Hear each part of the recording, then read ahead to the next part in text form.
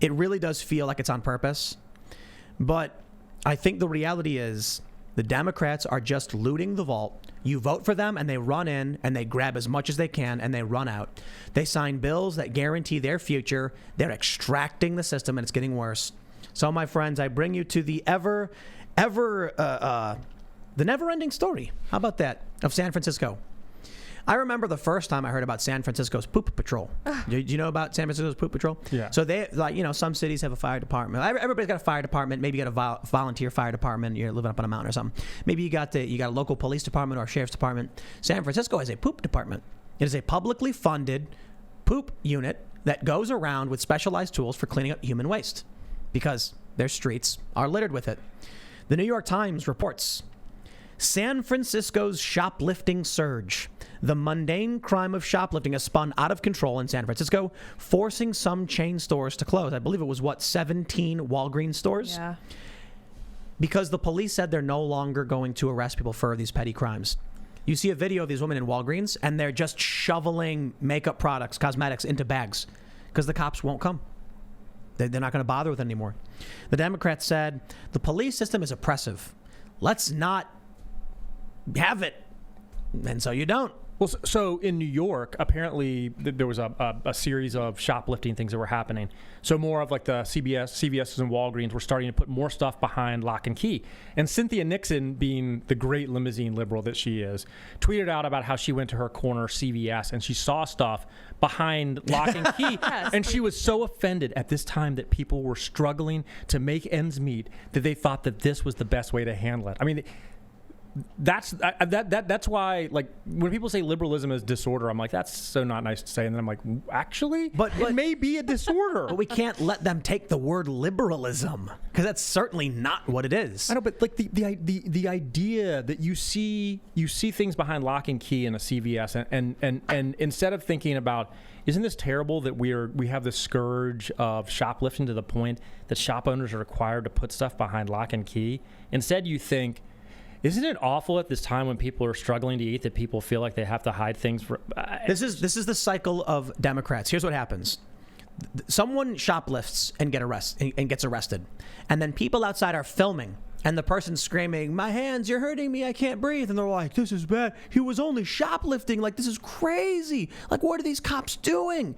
So then they all protest, and they smash a bunch of windows, and they burn places down.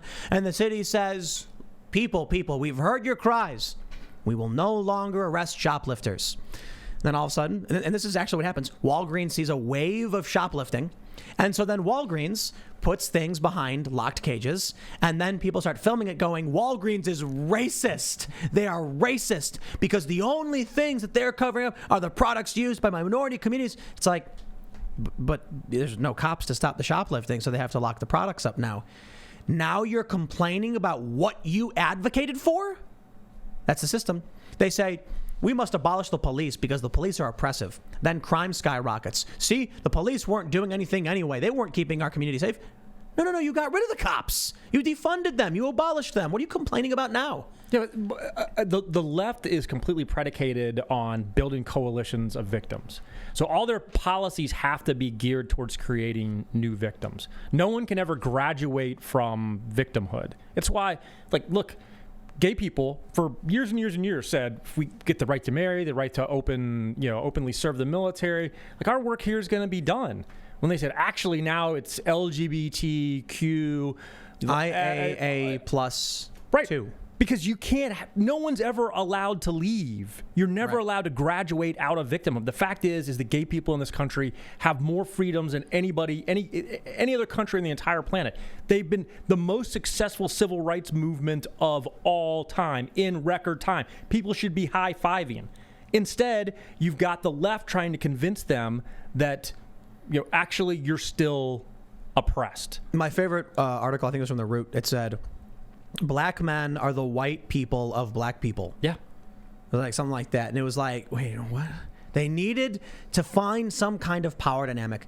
The woke left, so it's not all of them, but they do align behind this. They only believe that there is no truth but power. So that was a fascistic ideology, that the only thing that mattered was power, because truth is irrelevant if you could remove anyone who believed the truth. The left doesn't believe in objective reality. And I mean the like overall. There are obviously some leftists who are like anti-woke communists, but it doesn't matter because they still vote for Biden, who then puts in woke policy. They don't believe in objective reality. They do believe in power dynamics. They literally follow tenets of fascism. Now, I know they're not ultra-right nationalists, so spare me, leftists, when you're like, that's not true, you're dumb. They are authoritarian, race-based identitarian, generalized identitarian, and they have fascistic tendencies. Call it whatever you want, I don't care. They're psychopaths. Well, it's like the left is also, years ago, the left decided to adopt this politics of intersectionality, where you had to be for everybody else's agenda. The right has always been this coalition of kind of diverse, like, I'm the gun people and the abortion people, and they can agree on this and disagree on that. And it's always been, this kind of raucous coalition of folks. The left decided a long time ago that they had to stamp out any opposition to each other. Everyone, you couldn't just be like, I'm the pro-choice Democrat. You also had to be, I'm the pro-everything else. And you had to be at 100%. And that's why they've been so effective, is because they've made, like, what does, the Human Rights Campaign, it's the largest LGBT organization in the country, takes all kinds of positions on crap that have absolutely nothing to do with gay people whatsoever. Because the left has been so effective at intersectional politics. Yep. You have to buy in on everything. Well, this is the example I love to give is an organization called Free Press, freepress.net. What do you think an organization called freepress.net advocates for as a nonprofit? Sounds like freedom of the press. So would you be surprised at all to learn that they advocated for the censorship of Alex Jones? Wow. I remember when I saw that, I know people there, and I hit them up, I'm like, why are you guys advocating for censorship? And they're like, hate speech is bad. I'm like, isn't that just press? Like, I don't get it. What's the difference between your opinion and their opinion? Well, they're hate speech. I'm like, free press. It doesn't say free press for some. I guess that's what it changed. They changed intersectionality. Yeah. All of a sudden, you had to support all of the causes. Yep. Even if it defied your own principles were gone. And then I love it. I had a meeting with some people from Vice, and they're like, I don't know, man. Like, people change. It's like that stuff doesn't fly. And I was like, bro, do you think maybe you changed? And then these two people were like, yeah. There was an article in Vice about an app that you take a picture of a woman, and then it uses AI to show her topless. And they called it like this horrible app shows a woman topless. And then I was like, you see that article? I was like, do you know what Vice would have titled that article in 2012? Huh. This amazing app shows you women topless. Because it was meant to be in your face, edgy, angry. Something happened to Vice where they became feminists. And that's when they were like, yeah, you're right, but we can't do that anymore. And I was like, of course you can. You're scared. Like, why can't you do it? Your ratings are in the gutter. Your views are in the gutter. Clearly, people liked the punk rock F you attitude. And what did you give them instead? Demure, scared feminism? Yeah, that's exactly what's going to save your company. Now they're in the gutter. The Disney wrote off their $500 million whatever investment in Vice to zero. Congratulations, getting woke. Was it worth it? Well, because it won't go broke. They've everything. Same things happened in comedy. Comedy has been absolutely ruined by the woke left. And it's why the handful of people who push back against woke are actually like some of the most powerful activists in this country, which is so crazy. I mean, at its base, like, comedy was supposed to be funny. It was supposed to be equal opportunity offenders, pick on everybody, like slaughter all the sacred cows. Yeah. Instead, you watch like late night, TV over the last 4 or 5 years. They're telling the same joke on every channel every night. SNL is unwatchable from start to finish, and it has been because the number one point of comedy was to make people laugh, and instead they decided the number one point had to be to toe Clapter. It's called Clapter. It's where people aren't laughing at the jokes. They're clapping because they agree with the political message. Right. So these comedy shows during the Trump era, like SNL, they would get Alec Baldwin to do this impression that in no way resembled Trump. It was the weirdest thing. Like, Trump wouldn't ever just freeze and then hold his mouth open in a weird way. That didn't happen. So Alec Baldwin was just making fun of the guy. Like, he wasn't doing an impression. It was just people laughing because they hated Trump. There was no substance. There was no humor. Well, I shouldn't say there's no humor. If you find it funny, fine, but it was Clapter. They would get a guy on stage. It'd be like, Trump is so dumb. And then everyone would go, and they all laugh and clap at each other. And it's like, okay, well, when you look at all the other late night hosts, and it's all the exact same thing. And John Oliver is like the worst. That guy just like lies all the time. It's hilarious how awful the show is. It's formulaic. Little Timothy over here says Trump is bad. And everyone laughs. And I'm like, well, what's funny about that? Well, I mean, that's the thing, though, is that, like, I mean, I would love by the way, if Alec Baldwin had actually done a good Trump impression, I would have laughed. Yeah. The impression he did actually got worse as it went along. He wasn't doing an impression. No, it was like the same thing. And again, like, I laughed all the time. I enjoy comedy that makes fun of everybody. There's plenty of things to make fun of Trump about that could have been funny. But it never was, because it was all about the political. It was all about trying to get the clap, the applause line. It's like after the Hillary Clinton loss, and the SNL did the skit with, the woman coming out, as Hillary and like singing the song to the and it was like, what am I watching? Like, what is funny about this? We got this art on the wall. You guys can't see it in the cameras, but it's from George Alexopoulos, and it's one part of a comic about Trump. It's Trump struggling to eat what appears to be like broccoli, and he can't. He's wearing a bib. It says Bib Boy. In the original comic, he says, like, my hands are too small, and he's struggling to eat it. What's funny about this is it's not really making fun of Trump. It's making fun of the left as they would make fun of Trump.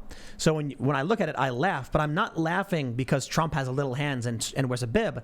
I'm laughing because that's the garbage joke the left had. It was the only thing they had. You turn on Family Guy, Trump was orange, literally, massively fat with tiny little hands, and I'm like, who are you talking to? Right. Trump doesn't have little hands. I get the joke the first time, but is that it? That was it. That was it. They were just there. It is like a bunch of drones all being with the applause sign flashing. That's what Tiny Hands was. They'd go, hey Ian. Yeah. Tiny Hands. Oh, yeah. Ah! And it's like, okay, that's not I get it, whatever. Apparently, comedy's crushing it in Texas right now. The Creek in the Cave. Are you familiar? Oh, is that Rogan's? City? Well, no, it was an independent thing run by Rebecca out in New York, and they shut down because of COVID. And reopened in Austin, and now they're nice. I keep hearing it's apparently one of the hottest spots in Austin right now. Awesome. Yeah, but you do have some people who are willing to say F you and kind of push the boundaries. Ryan Long, obviously, we've had him on the show several times. It's just good luck getting it on network TV. That's the problem. No. I don't think these people want that anymore. I think the comedians are like, why? You can't make jokes. I mean, what's his name? Got arrested for George Carlin. Yeah, Carlin got arrested for saying That's awesome. 8 words you can't say, 7 words you can't say, and he said them anyway. And then that stuff does not jive with late night TV. It's always kind of cool to land like a Tonight Show spot as a comedian, but I think, like you said about the Republicans seeking like a good word in the New York Times, like getting an award or getting that one moment in the spotlight is not really valuable. It's like the counterculture has become the establishment. Like I was literally sitting there listening to Sirius XM and the Rage Against the Machine. Tom Morello came on talking about his like channel and blah blah blah, and I was like Rage Against the Machine is now Rage for the Machine. Rage on behalf of the machine. Yeah, like I'm like this. It's the least like right now. Like all of these people have completely sold out everything that they were supposedly. I love for. it. There's all the counterculture and punk rock and all that. It's all dead. They killed it all. It's all just milquetoast, boring crap now. It's like Tom Morello is like, "What's up, everybody? This is Tom Morello from Rage Against the Machine. Check out my album. You can order it on Amazon or find it at Walmart. Yeah, exactly. Produced by Shenzhen slave labor youth for 50 cents an hour." A big problem with the record and music industry is like auto tune and computers. Like how you can record your one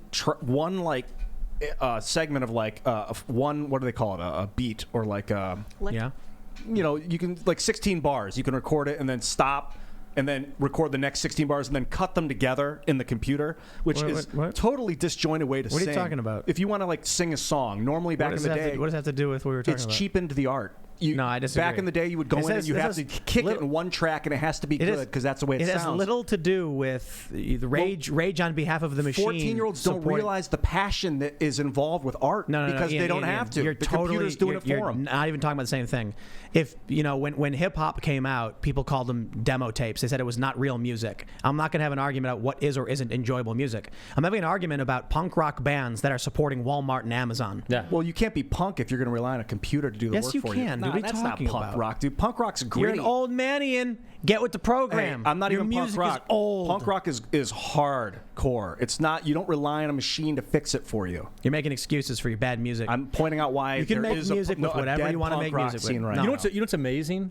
To digress, but on the music thing here, Sean Ono Lennon is like one of the best follows on Twitter. Definitely. And and the guy is not even saying anything that's that far out there. He's just asking questions sometimes, and I'm realizing that's revolutionary right now on the left. Somebody who's John Lennon's son with Yoko Ono. So he's got these kind of the background that's bulletproof. You can't accuse Sean Ono Lennon of being like a white nationalist. So he's the guy who can say hey, by the way, are things going too far, and start asking the question. And I'm like, that's so crazy that we've gotten to a point where that's revolutionary. That's actually revolutionary, is now doing something so baby step of just saying, hey, is this going too far? I should just write parody punk music that's just super in favor of the establishment and massive multinational corporations. Just write a punk rock song like Joe Biden Rocks. I can't even go back. I used to like Rage Against the Machine, but I can't even listen to their music anymore because all of it feels so fraudulent at this point. You know what I mean? But to be fair, Killing in the Name, there was a video I saw. It was funny. It was conservatives dancing to Killing in the Name, and I'm like, you guys know what that song's about? White supremacist cops who are murdering black people? That's Black Lives Matter. I guess the interesting thing is, the response I saw from this, I tweeted about it, were people dude, they know what the song's about.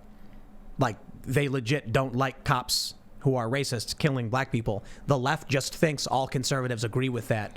And I'm like, wow, that's actually kind of a crazy point.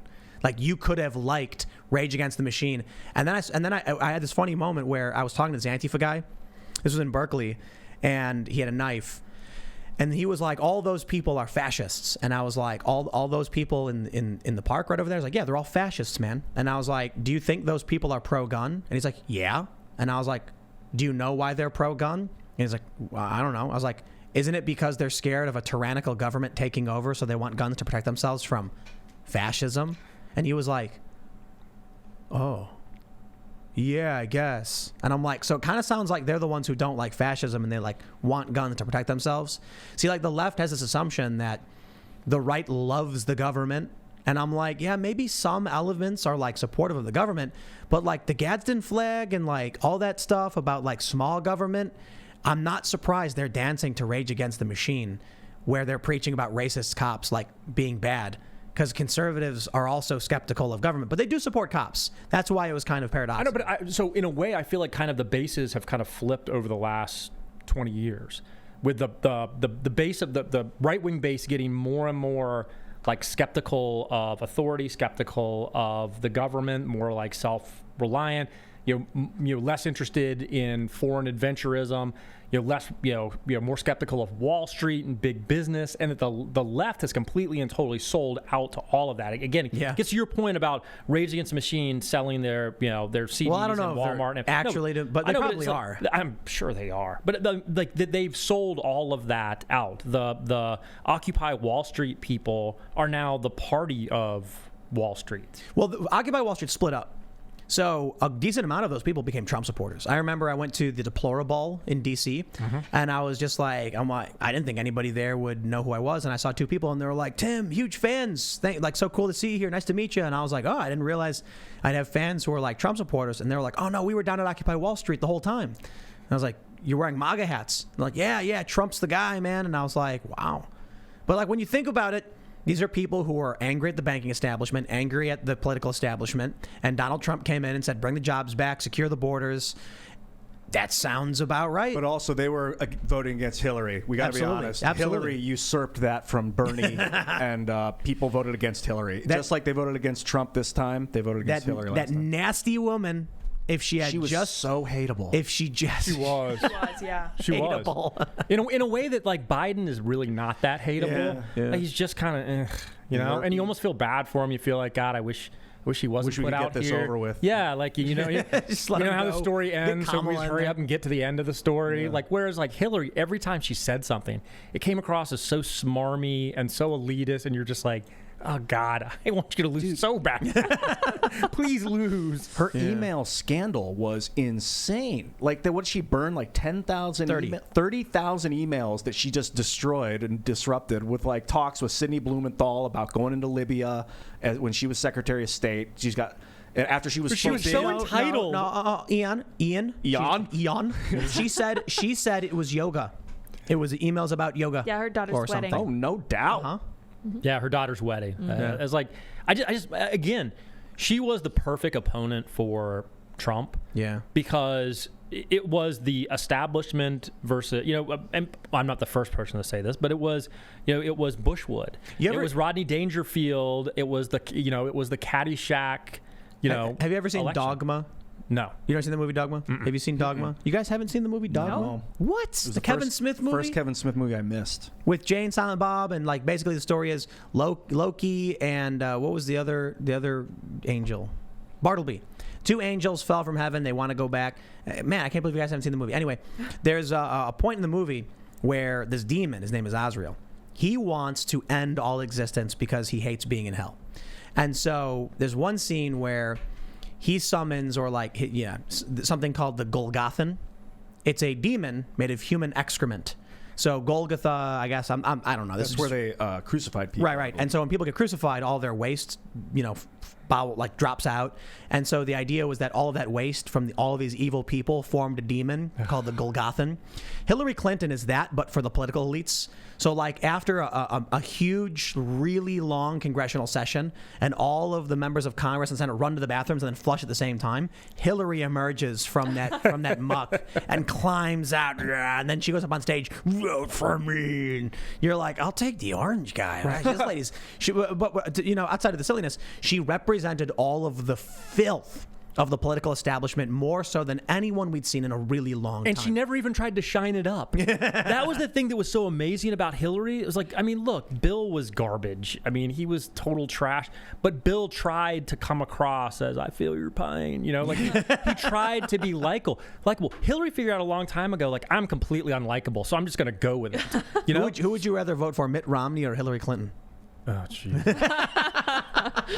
I mean, I guess Hillary Clinton. Really? Wow. Yeah, you want to know why? Because I think maybe she would, like, at least keep us safe internationally, you know? Like, She's going to start with war with Russia. I don't know. Look, I don't know. I feel like the worst thing that Romney would do was just extract value from the system and watch it fall apart. Hillary would actively get us involved in conflicts, but Mitt probably would too. I guess the question is, would you vote for the same person? So that's probably not a good analogy. They're both just so awful. Yeah, they're both terrible. Yeah. And by the way, that's another thing. We talk about the things that Trump has exposed. Trump exposed people like Mitt Romney. You know, Yeah. like, and it's so beautiful. The guy who was the 2012 nominee of the Republican Party is getting booed in his home state by Republican delegates because they hate the guy. And you know what the truth is that Mitt Romney has always hated his own voters. He has always hated the dirty, unwashed masses that he had to rely on. And like it's so gorgeous to finally see people waking up to the fact that, you want to know what? He never liked you. He hated your guts. Paul Ryan did too. None of these people liked you. You know what's really funny? Like, Hillary Clinton definitely doesn't like you. And they say, I see these memes on the left where like, Trump doesn't like you, he's using you. And I'm like, have you ever seen Trump interact with people? I've been to Trump rallies. You know what the man does? He hugs and like shakes hands and he like smiles, and he's a germaphobe. It's like the craziest thing when he walks over and he's signing autographs from people. He would do a rally and he would come down and he would meet and greet people and have long conversations with them. I went to Trump Tower. I went to the ice cream shop and the steakhouse, and I asked the employees, like, you guys ever see Trump down here? And they're like, yeah, every so often. Do you like him? They're like, he's great. He like walks over and just hands you a $100 bill. It's awesome. And I'm like, wow, they really like the guy. Hillary Clinton, the stories we hear about her, she's on like an Air Force jet and she holds her wine glass up and goes, and these like Air Force officers are like, lady, I'm not getting your wine for you. And she goes, and they have to pour her wine for her. The stories about Hillary are that she's despicable and evil and nasty. And then you look, before Donald Trump ran for president, everybody loved him.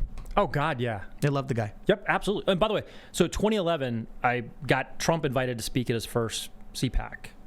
And Trump comes, and he's a total mess before his speech.